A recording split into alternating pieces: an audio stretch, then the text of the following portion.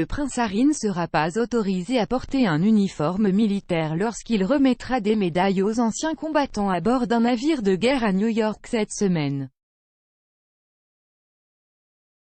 Le duc de Sussex, 37 ans, a passé une décennie dans l'armée et a effectué 2 tournées en Afghanistan. En février, Harry a perdu ses nominations militaires honorifiques après avoir confirmé à la reine qu'il se retirerait de ses fonctions de haut fonctionnaire royal. Le palais de Buckingham a déclaré que la reine avait dit à son petit-fils qu'en s'éloignant du travail de la famille royale, il n'est pas possible de continuer avec les responsabilités et les devoirs qui accompagnent une vie de service public. Harry a également perdu le titre de capitaine général des Royal Marines, un héritage transmis par le regretté duc d'Édimbourg. Il a en outre été déchu des postes de commandement honoraire de l'ère de la Raffronington dans le Suffolk et de commodore en chef des petits navires et de la plongée, Royal Naval Command. Au lieu de revêtir une tenue militaire, le duc devrait épingler ses 4 médailles sur un costume pour l'occasion.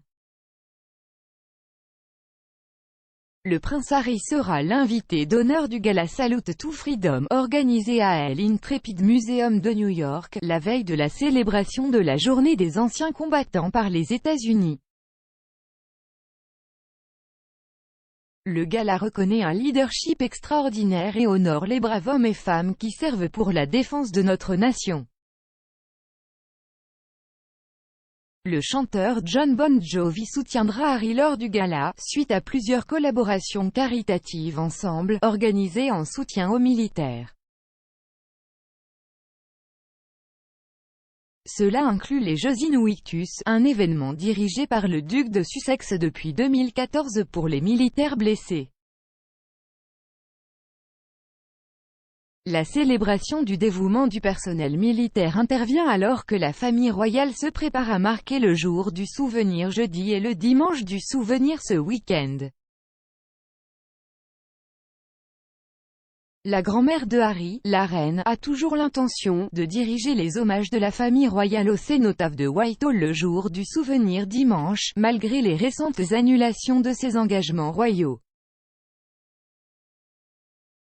Le jour du souvenir, qui tombe le 11 novembre, sera un jeudi cette année, mais la commémoration officielle a lieu le dimanche le plus proche de cette date. Le jour du souvenir marque ce qui était le jour de l'armistice, ou le 11 novembre 1918, le jour où un accord d'armistice a été conclu pour mettre fin à la Première Guerre mondiale. L'observation de cette journée, y compris une brève période de silence réflexif, a pris une signification plus large en se souvenant de ceux qui ont été perdus à la guerre, et pas seulement de la Première Guerre mondiale. Samedi soir, d'éminents membres de la famille royale assisteront également au Festival du souvenir de la Royal British Legion au Royal Albert Hall.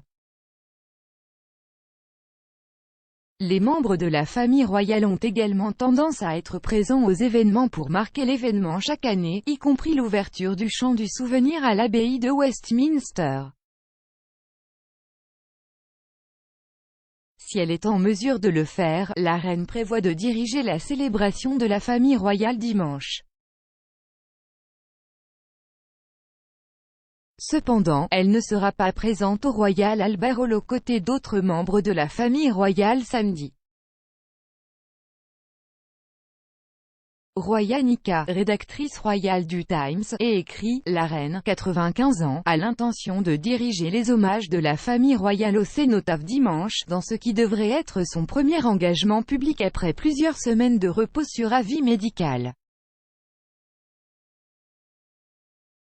La plupart des membres supérieurs de la famille royale, à l'exception de la reine, assisteront également au Festival du souvenir de la Royal British Legion au Royal Albert Hall samedi soir. Si elle y assiste, ce sera sa première sortie depuis des semaines, suite à l'annulation de voyages à travers le Royaume-Uni. Des représentants du duc de Sussex ont été contactés pour commentaires.